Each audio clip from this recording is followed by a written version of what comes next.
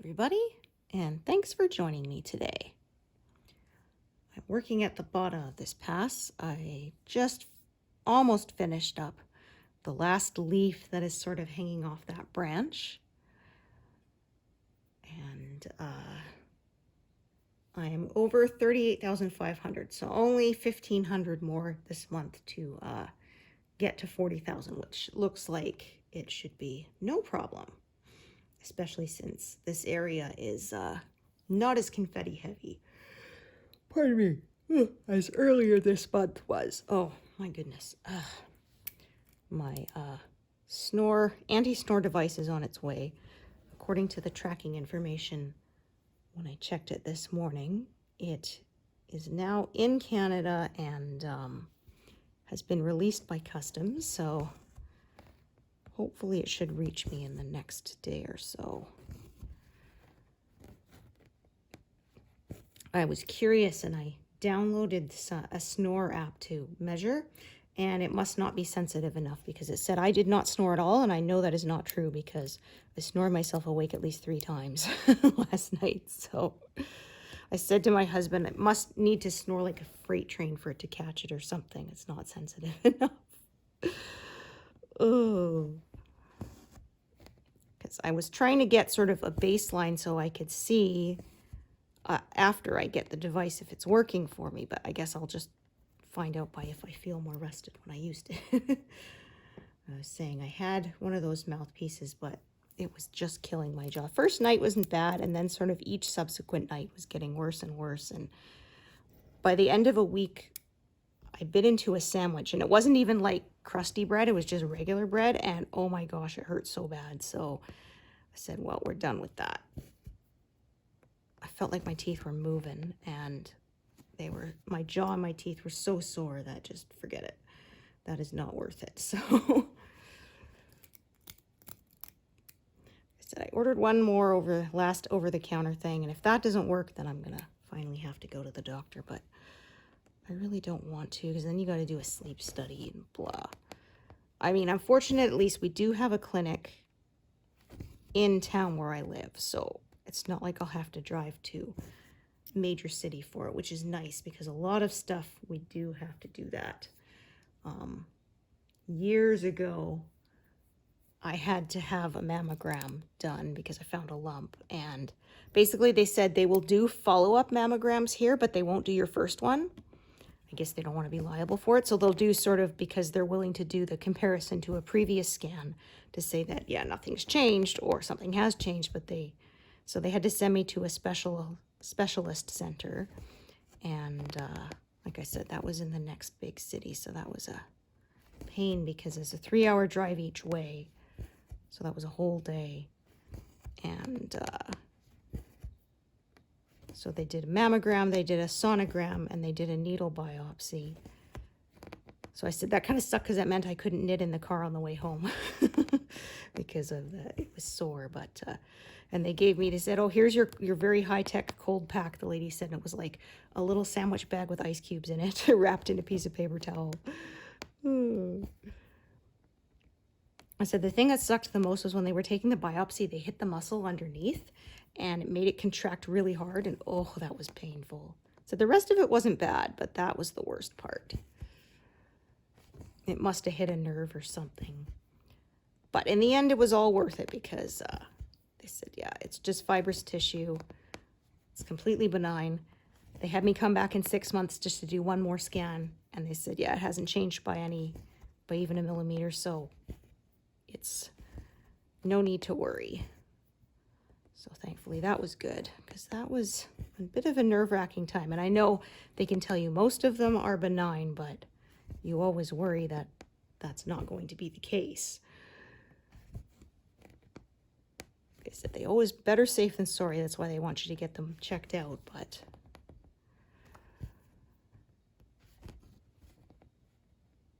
yeah, that was years ago.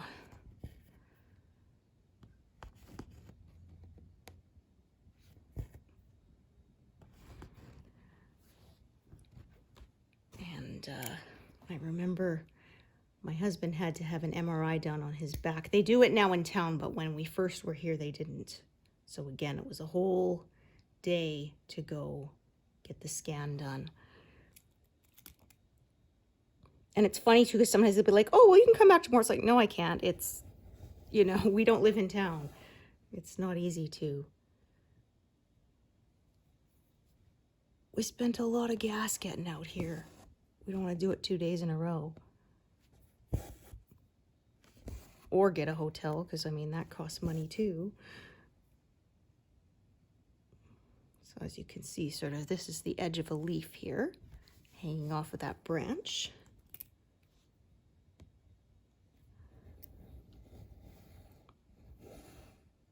Alrighty.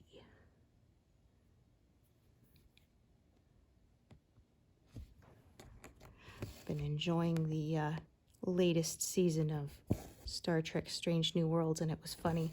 There was one episode at one point, Scotty says he has a dread or fear or whatever of getting stuck in a transporter pattern buffer. And I kind of went, at the screen, because of course in the Next Generation episode that his character appears in, Relics, he was in a pattern buffer. That was how he survived for decades, is by looping it and being stored in the buffer. So it took me a second to get it, but then I did. I was like, oh, right.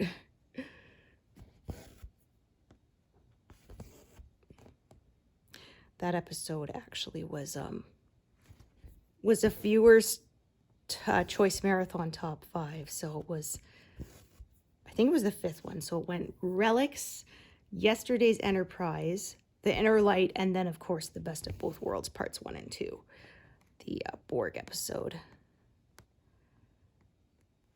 I said that was the show that really showed that the new series had made it, because all of a sudden it was everything people could talk about. And it was quite funny because the head writer who had worked on it, he had taken a contract only for a year. And so he wrote it into a very good corner for the cliffhanger, and it was their first cliffhanger of the series too, so that was big. And he said, I didn't know how it was going to turn out, but he said, but it wasn't going to be my problem because I was leaving. So, good luck to the next guy. You can clean up the mess I made. He said, and then they came to him and they're like, we really like working with you. Would you stay for another, 3 years or whatever? And he's like, and they offered him more money. I said, okay. And he says, and then it's like, well, nuts. Now I have to figure out how this ends. I don't know. But they did it. But it was funny because they said, some people said, oh, that cliffhanger won't work. I mean, Commander Riker orders them to fire. They'll blow up the ship. Boom. That's the end, right? But no, it worked very well. I said the first time I saw it, I was watching it. It was like a Saturday slot. It was in reruns at the time. And I did not realize it was a 2-part episode. So when it got to the end and he says, Mr. Worf, fire. And the music goes dun, dun, dun, right? And I'm just like, to be continued as, no, I was yelling. And my dad said, yeah, but you're lucky. You only have to wait a week. He said, when this first aired, people had to wait 3 months to see how it ended. So it was funny because we watched it with our son. And we got to the end of that and we said, do you want to watch the second episode? Because he watches one per night with us. He's like, no, wait till tomorrow. I'm like, well, clearly I have failed as a nerd parent, I guess cliffhangers don't bother him as much. And the thing is, too, is they didn't actually know whether Patrick Stewart was going to continue because I think his contract was up. So it wasn't like everyone knew, oh, he's going to be back. So of course they're going to save Picard. Well, they didn't know for sure. So that really had people, they said, talking around the water cooler,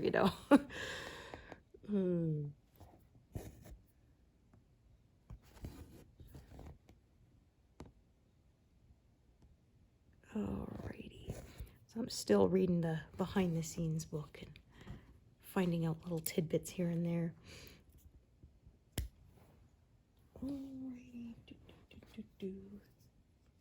But yeah, the guy was saying that it could get quite heated in the writer's room. He says it was like the cartoon with the animals that are, you know, trying to kill each other, and the bell rings and they stop and go for lunch, and then, you know, bell rings again and everyone goes back to it. He says that was how it was like sometimes. They would be arguing and arguing and arguing. That's like, oh, okay, lunchtime. Okay, we'll put this aside for now.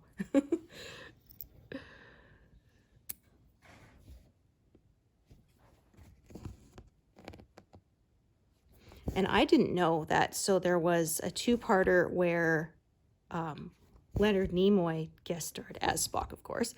And apparently that was actually the actor's idea. So they wrote that just for him.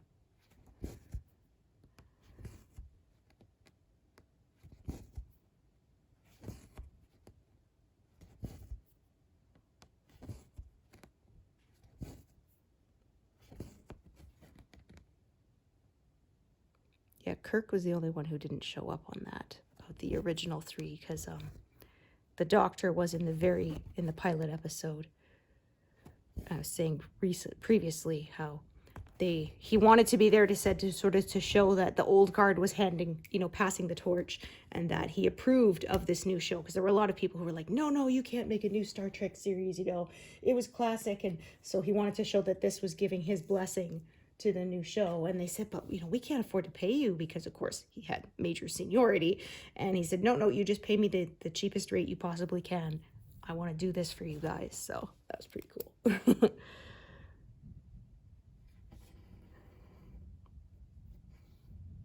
Well, I say original three, but then of course Scotty showed up too in the Relics episode, and they did that a reference to the It Is Green.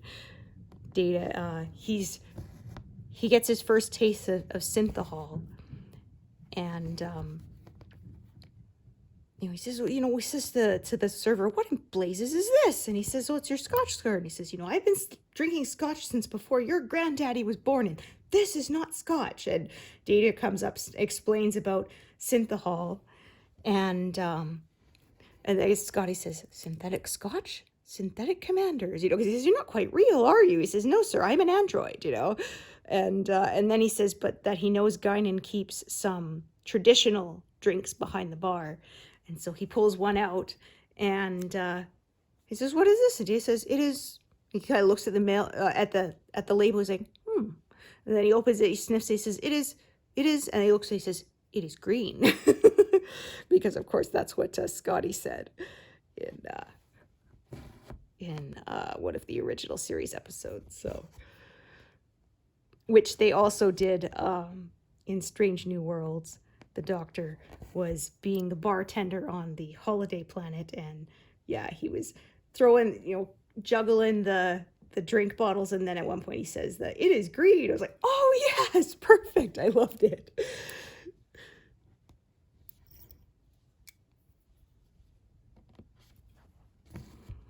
And Whoopi Goldberg, playing Guinan as a recurring character, she lobbied to be on the show, and she was friends with LeVar Geordi, and he said that Whoopi Goldberg would love to be on the show, and they're like, oh, we can't afford her, she's a big movie star, why would she want to be on our little show? But they finally, she convinced them that yes, she really did, because she said it was watching the original series and seeing Uhura on the bridge was actually what made her want to become an actor. So I'm like, that is really cool. So she was a fun character, and she had the coolest hats.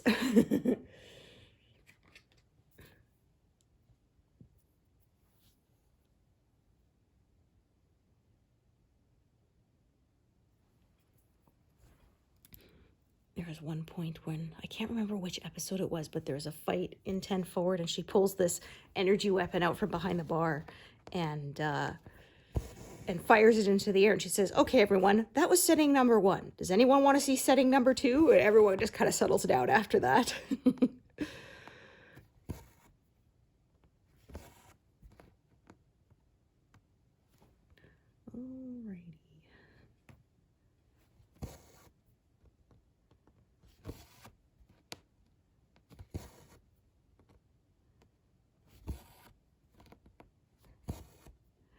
I don't think the Next Generation made any of the I'm a doctor, not a, fill in the blank jokes. But Voyager did quite a few. with the EMH doctor. There's one when Balana activates him to try to figure something out. And he says, I have to remind you, I'm a doctor. She says, I know, not an engineer. I actually was curious and I looked it up, and apparently he made that reference 13 times across the whole Voyager series. So it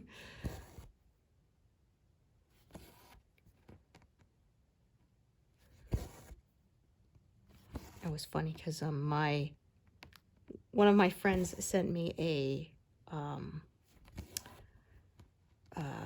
what's the word? Sorry, brain is not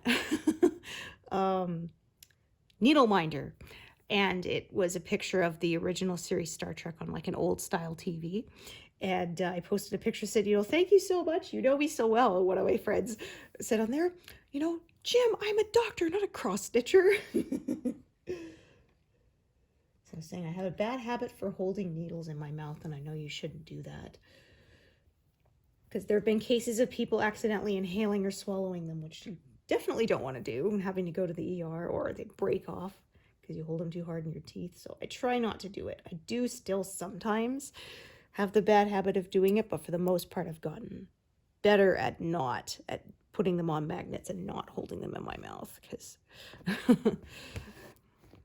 it was funny because I remember I was at a friend's house and I brought my stitching. This was before I was doing full coverage. It was just a smaller piece. And this was in high school. And anyway, at one point I was holding the needle in my mouth, and her little sister says, why do you have the needle in your mouth? I'm like, because I don't have 3 hands. She goes, huh? I said, well, I needed both hands and I had nowhere else to put it, so I hold it in my mouth.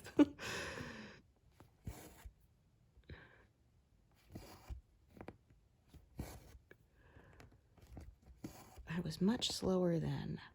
That was a Dimensions kit I was stitching. There's 2 Christmas angels. There's Angel of Light and Angel of, I can't remember which one. One of them's holding a candle, and one of them has holding a wreath, because they're Christmas and they face opposite directions. So I have them on either side of my my big living room window. They're technically Christmas angels, but I keep them up year round because I worked hard on those. Like I said, I was much slower of a stitcher then, so each of those took me like 3 years to do. Of course, now they're small enough, it will probably take me a few months. And they're not full coverage, like I said.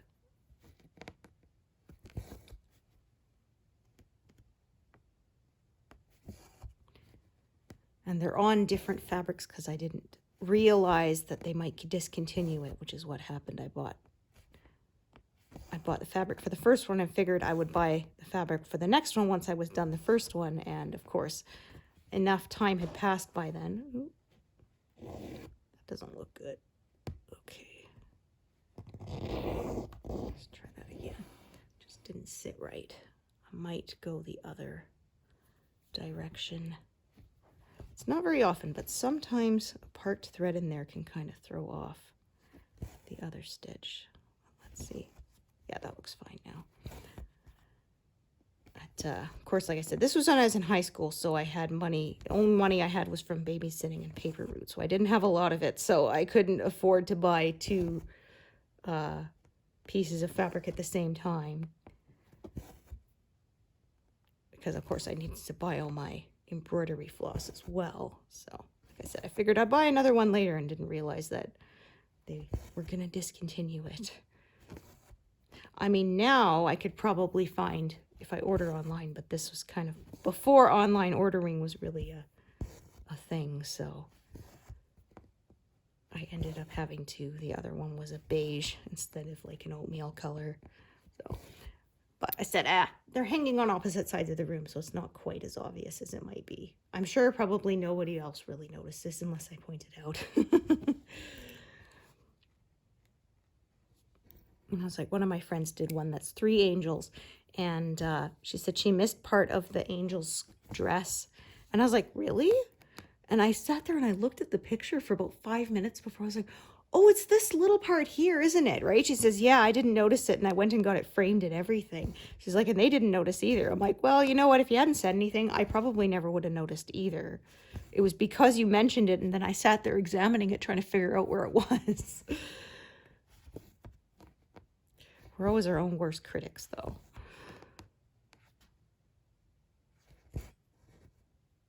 And I said, well, you know, call it personalization. That was your take on it. It's like, yeah, we'll go with that. 64.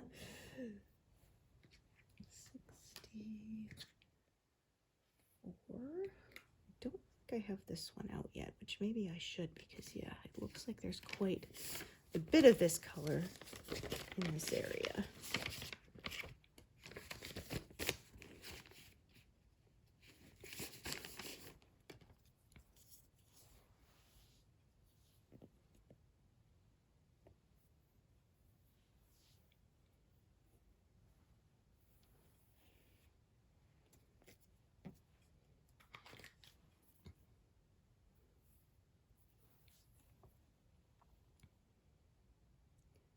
Closing in on that 20% completed. Woohoo! So next month we'll see what I get, because I will have to deal with my apple harvest. I have 2 apple trees and I make all of them into juice and some into jam. I make a bit of jam and then the rest all becomes apple juice. But we'll see, because it wasn't a very good growing season this year. So I definitely do not have as good a harvest this year. My original tree, which has been dying for a bit, is not producing very much. And even my new one, which is producing quite well, the apples are much smaller this year. And I think it did not get warm enough. Most of this summer was rainy and overcast and not very warm. We only really had like 2 weeks out of the whole summer that were actually hot.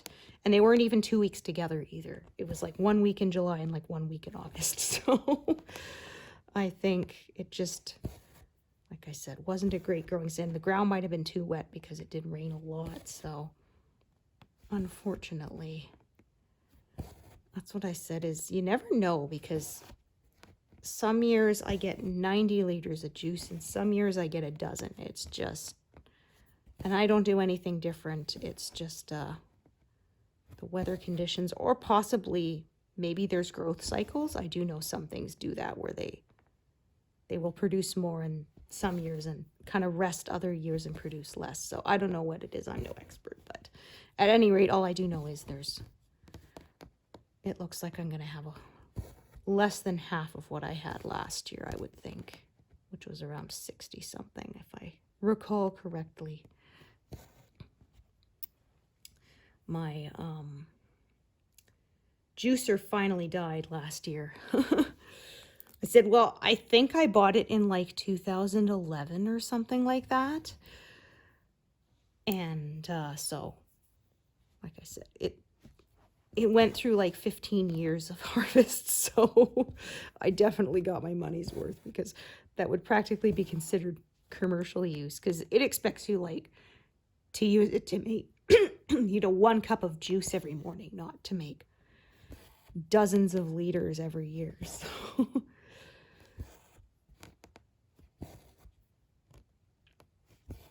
we'll see what next year holds. I still have a few jars that are left that will probably, I have my husband take to work and give to coworkers and stuff, to get rid of the older stock. I might take some to work too. I just have to remember to do what I always forget. I get to work and then go, oh shoot.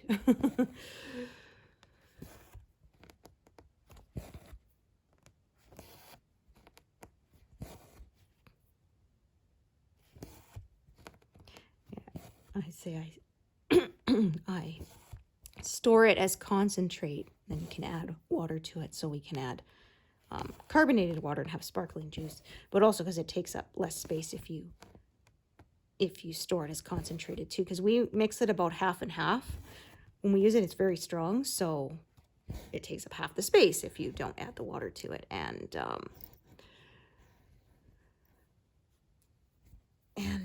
I had someone say, well, how do you make it concentrated? I'm like, well, you just don't dilute it when you make it. And then it was funny because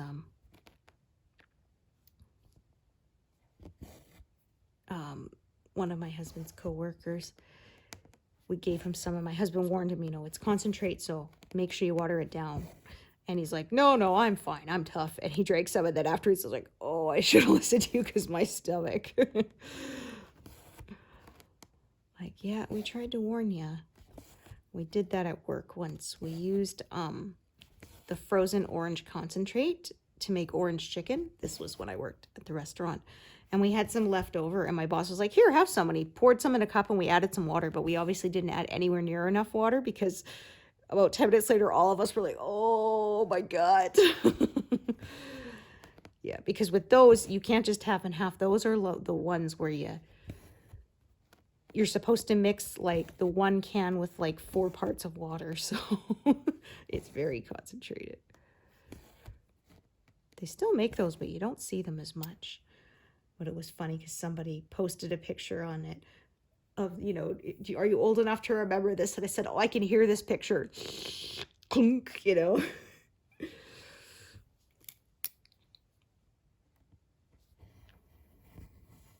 You could use a spoon to get it out, but it was more satisfying to hold it and watch the entire cylinder just slowly slide out.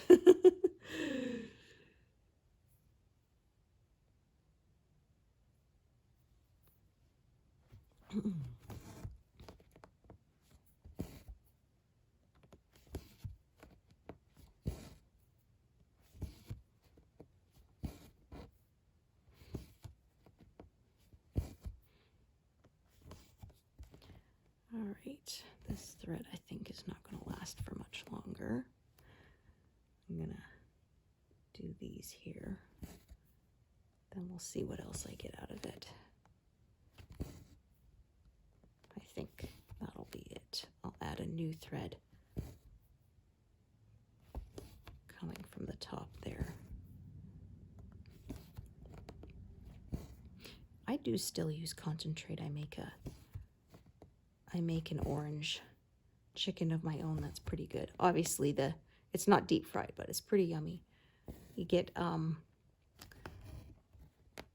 cup of beef broth, or half a cup of beef broth, and you add a little bit of cornstarch, a little bit of sugar, any seasoning kind of salt you want to add, or whatever, ginger or whatever spices, and then you add 2 tablespoons of orange concentrate and 2 tablespoons of soy sauce and 2 of cooking sherry, and it's so good. And then after you've stir-fried all the other ingredients, you just pour it in and simmer it for a couple minutes till it thickens, and it's really yummy. One time I made it and I completely forgot to put the orange in it. I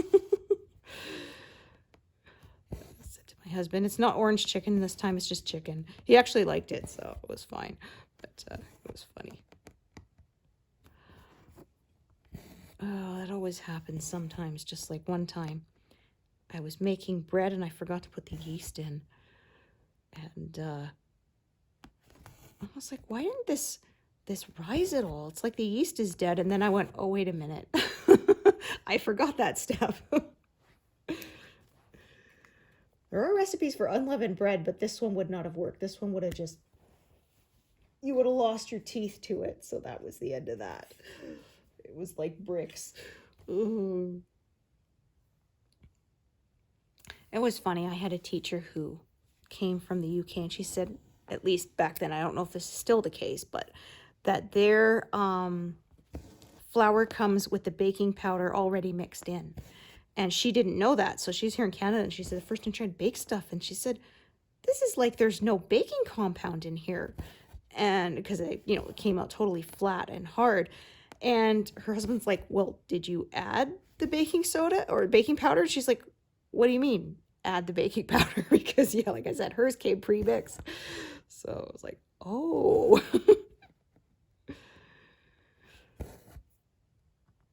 She was saying one time too, she went back to visit family for like 6 weeks and came back to Canada. She said, and it was like 3 in the morning, and without thinking, she said, I took the wrong side of a divided highway. Oh, She said, well, there was no other traffic because it was 3 in the morning. So she didn't realize she was going the wrong way until she kind of came to the next exit and or it was actually an entrance ramp and was like, wait a minute. And then, whoops. Oh, dear. I said, yeah, I was really lucky I didn't get into an accident because that would have been entirely my fault. That's for sure. Oh. Yeah, they drive on the opposite side that we do, so. And she grew up there, so yeah, she said, tired from travel. Without thinking, she took the wrong side of the highway, and it was, like I said, divided with a concrete barrier, so she couldn't even, it wasn't an easy fix to get back on the correct side of the road. Oh, that one looks kind of funny. Yeah. I'm sure if I don't fix it, y'all will notice.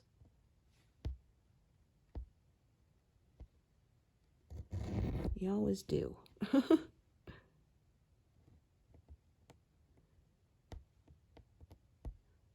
one next or that one? There we go. Yeah, it looks funky. I think, oh yes, I see what happened. I came up in the wrong spot. It's not quite right. Yeah, okay, no problem. There it is. Yeah, I pierced the fabric, and so the stitch was not quite correct. And I always say, if I kind of go under, I can kind of fudge it later. But if I go over and make the leg longer than it's supposed to be, you can't really fudge that very easily. There, that's better.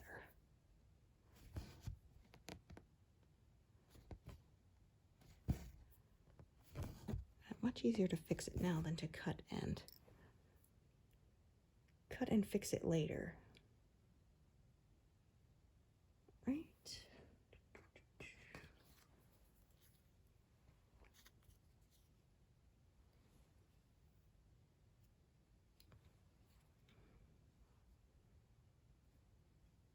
Oh yeah, I actually have one already threaded here. I was going to start a new thread and then discovered there was already one parked earlier when I was using this color. And I figured, you know what, I'll just leave the needle on it for the next time I need this color. Doesn't really make sense to unthread it just to rethread it again. Not when I have multiple needles.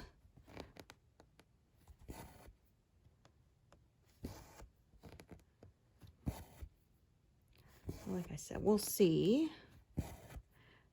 It might kind of even out because next month is more of the center of the pass, which is mostly big blocks. So I will lose a few days to making juice, but I may make up that lost time because it's not very confetti heavy, so that goes quicker. So we'll see.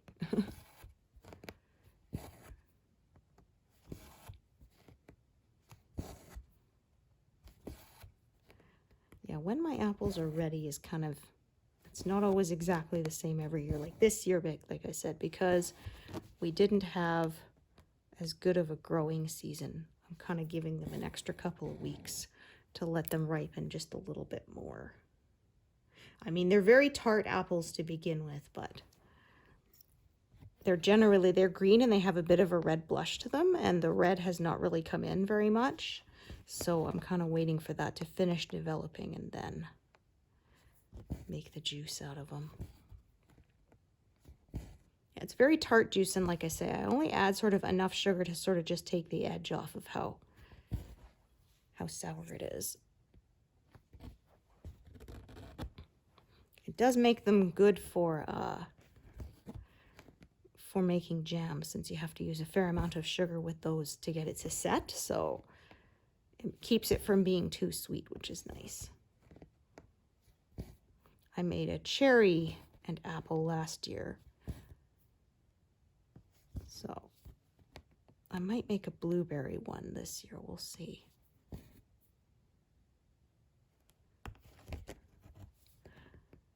I actually tried making a cherry one because we went to this dinner theater, and they had these little sample jars of jam from one of the sponsoring, businesses or whatever, and they had a cherry one. It was really yummy, and it was a bright red, but mine did not turn out that red. I'm like, I wonder if they used actual cherries or if they used like a cherry drink mix to make it, because like I said, the color was very like unnaturally red. So I wasn't sure, because I made a raspberry apple one year, and it was like neon pink. I was really surprised. I was not expecting it to be that bright. It did not look like a natural color, even though I didn't add any coloring to it. So it really was just the berries itself. But and I've made strawberry, but strawberries foam a lot, and it's kind of a pain. So I do like the blueberry. It makes a lovely rich color, and it doesn't foam.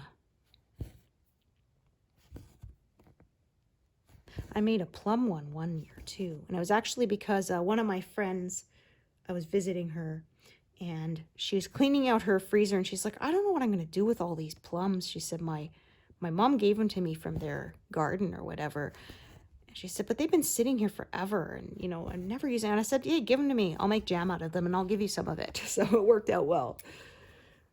They were a teeny bit freezer burn, but kind of with jam, once you've, cooked them and pureed them up and everything, you don't really notice. So I made a plum and apple, and I gave her a few jars of it as a thanks for giving me the plums. So it worked out. And I had one year, same thing, my neighbors gave us, they're called Saskatoons. They're kind of like a blueberry, but they're native to Saskatchewan, and they're slightly different.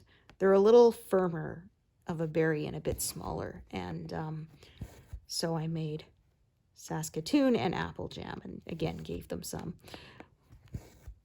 Or oftentimes I will, when I'm at the store throughout the year, I'll look for the stuff that's on clearance, because it's about to, turn, and take it, wash it, freeze it, and then use it in jam later.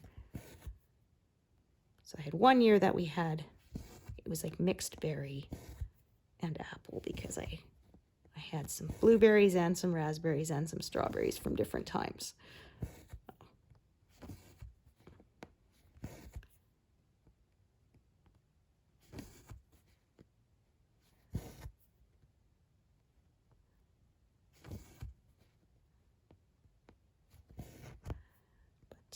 Yeah, my mother-in-law taught me how to make it. I use her recipe every year. I had tried it before from one that was from a recipe that was from a magazine, but the way my mother-in-law helped me, it turned out better. So if you've been following me for a while, you'll know she passed away a few years ago. So it's a bit bittersweet now making jam or gingerbread, because those were her recipes.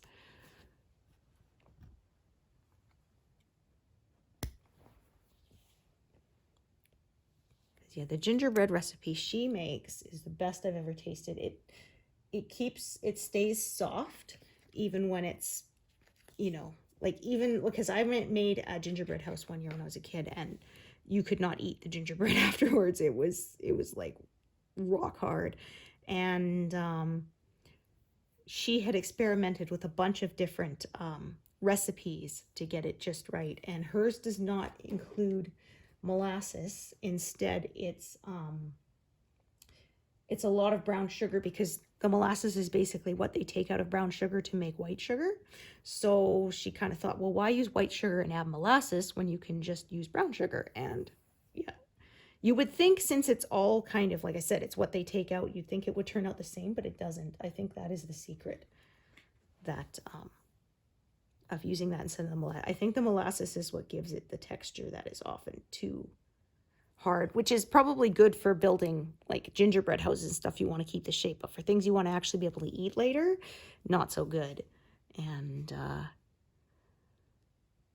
So it's, yeah, lots of brown sugar, and then your spices, and of course then margarine. And I don't usually like margarine for stuff, but butter does brown more quickly. Oh, I was actually starting a little lower down than I had originally anticipated, so I realized it was in the wrong spot relative to my grid lines. There we go. Then I'm going to go down here, park there, and I'm going to do the other one coming the other way, of course, once I fill in what is between the two. And it uses golden syrup, and so there, it has a lot less wet ingredient than I find other gingerbreads that I've made. But it's not dry when you eat it, actually. It's really nice. It's soft, chewy texture. It's delicious. So.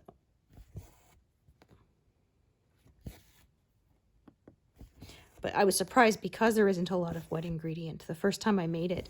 And I didn't have a stand mixer, so I had to mix it by hand. I was mixing it thinking, man, this looks so dry. This, you know, I'm not sure if these proportions are right, but I just kept mixing it and kneading it, and eventually, yeah, it worked out just fine. So there was one year my son was helping me, and he miscounted the amount of flour we put in it. So it looked similar, but it did not have the same structural integrity. So when we tried to assemble the gingerbread house, it just collapsed. And so my son was actually pretty good sport. And he said, we made a gingerbread rubble. And of course, I said, the year was 2020. Never had one collapse on me before or since. It was just that kind of year, right? And that was the year, too, my husband put the Christmas tree skirt upside down. I knitted one, and I'm like, I don't understand how you can't tell the right side from the wrong side. I'm like, the wrong side has all the ends on it. I don't know. You change colors. On one side, it just looks like two colors, and the other side, they're kind of interlocked like this. And for some reason, he thinks the interlocking one is the right side, which I don't understand why you would think that. It looks like a seam. Like it's knit in one piece, so it's not a seam, but it looks like one. And why would you want the seam showing? Aye. So every year when we put it now, it's my job to at least double check the skirts in the right place before we finish, because I did not realize we put up the tree, we decorated everything, and then I was going to put some presents underneath, and I'm like, the tree skirt's upside down. And it was like, well, I guess we're just going to leave it, because somebody's like, oh, you'll just take it down, Fizz. I'm like, no, I'm too lazy. I'm not finicky enough to bother doing that, so. It was the year with the gingerbread rubble and the upside down tree skirt. Oh. Somebody was jokingly said, put a little, you know, toy car or a dinosaur or something in the ruins. Or somebody said, get some cotton candy and make a tornado.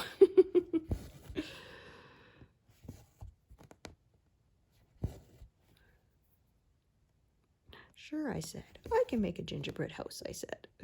Fail.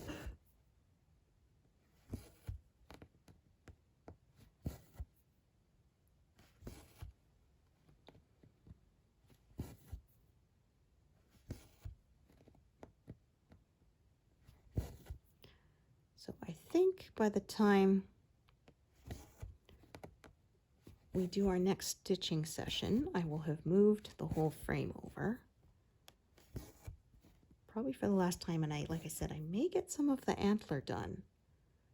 This is line 150 there, and line 160 is sort of where the outer curve of the first antler appears, so we may get a little bit of it. That will be exciting. The first glimpse of the deer in this Deer Creek.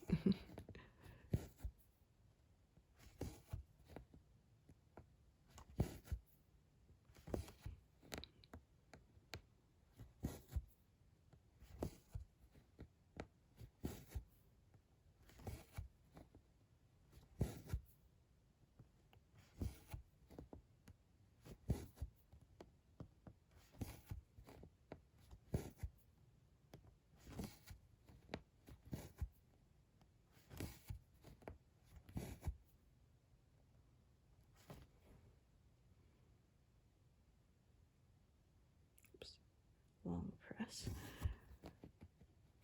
all the stitches in a square or on a page, which is nice. I don't use it very often, but occasionally. If you do that without any color selected too, you can do whole squares, even if it's all different colors, which can be really useful if you're switching to Pattern Keeper after you've already stitched some of the project. Be quick to mark it in that way, which is nice.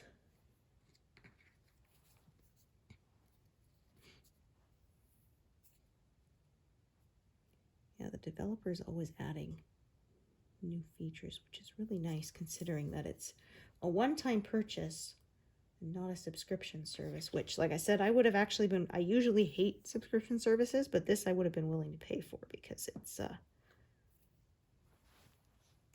such a good program.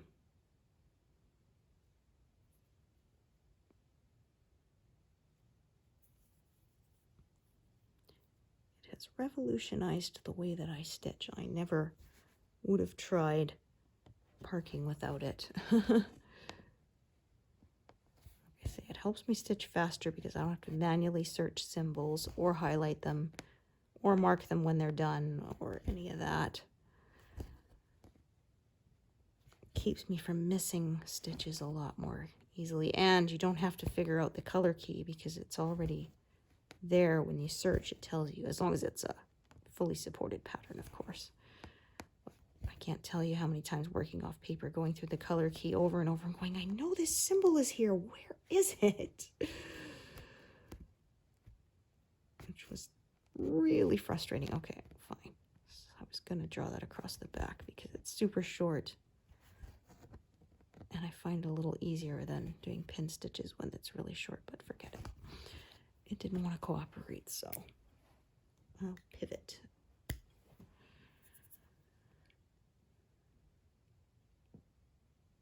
Righty.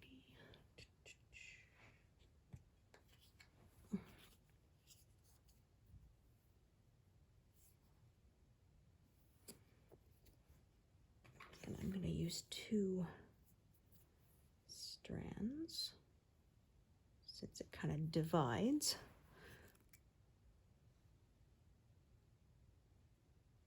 And goes around that color.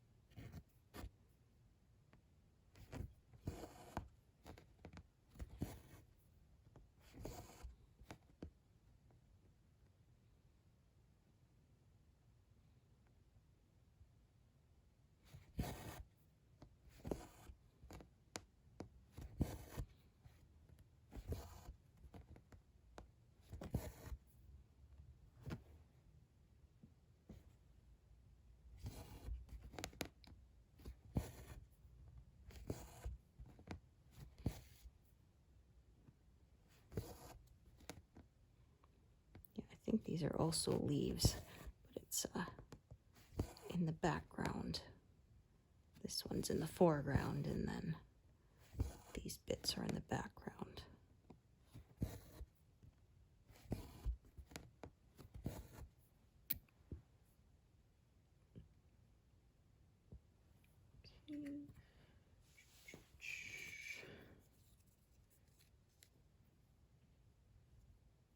So I think we'll stitch to 200 today. That should not be a problem.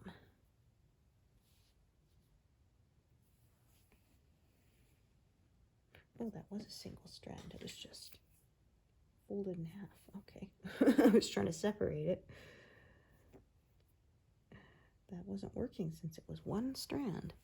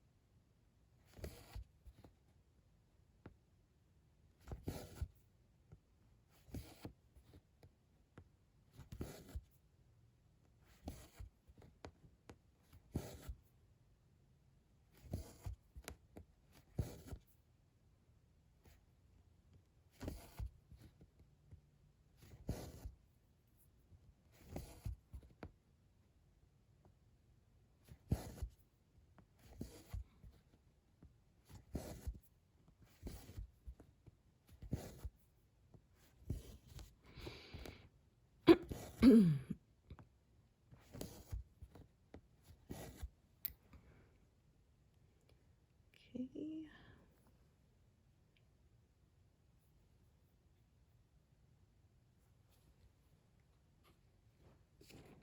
Oh, got a glitch there, yeah, sometimes. Right there, it was colored in, you just...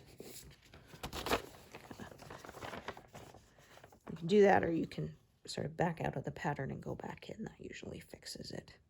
Just a weird little glitch sometimes. It either colors in parts you haven't done, or the parts you have done suddenly show as not being stitched then. Yeah. Usually putting the program into read mode and kind of moving the pattern around a little bit will usually restore it.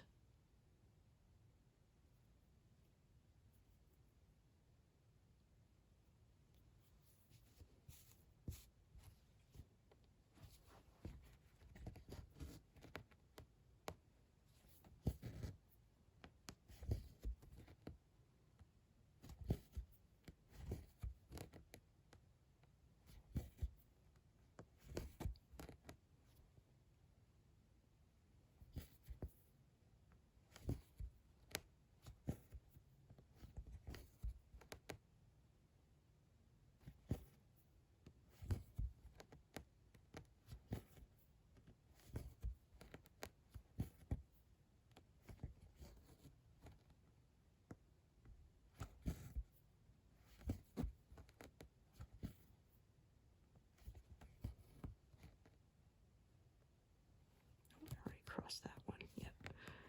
No need to cross it again, although if you do, it usually doesn't really matter. Okay.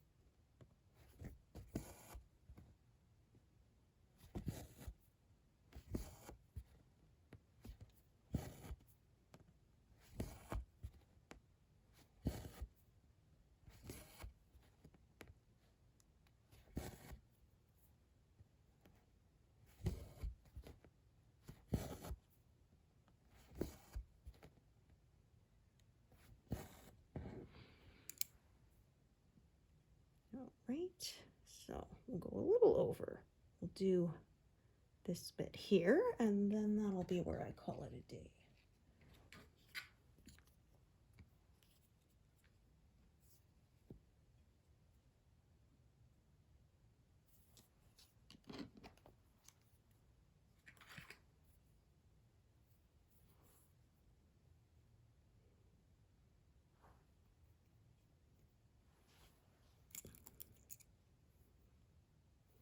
Not as much confetti here, so like I said, it went pretty quick,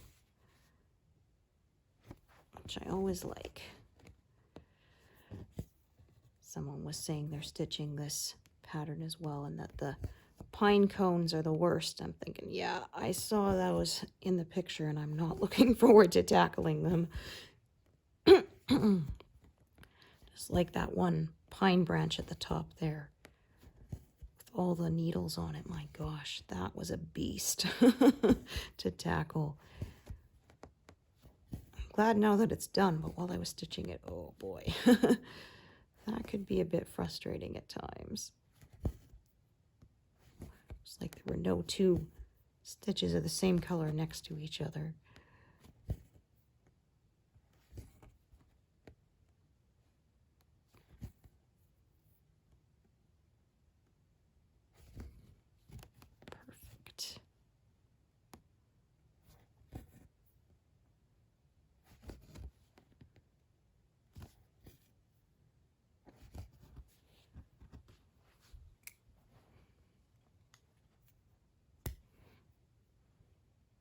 All right, 204. So not exactly a round number, but pretty good.